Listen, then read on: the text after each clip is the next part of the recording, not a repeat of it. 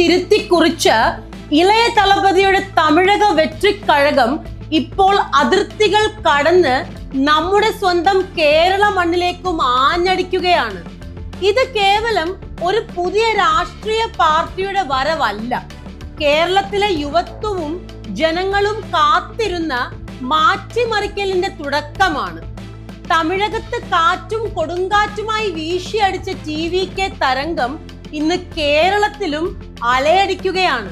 അനാവശ്യ രാഷ്ട്രീയ തർക്കങ്ങൾക്കും പുകമറകൾക്കും അപ്പുറം ജനക്ഷേമവും സുതാര്യതയും ആഗ്രഹിക്കുന്ന പുതിയൊരു തലമുറയ്ക്ക് മുന്നിൽ വഴിവിളക്കായാണ് തളപതിയുടെ പ്രസ്ഥാനം വളരുന്നത്.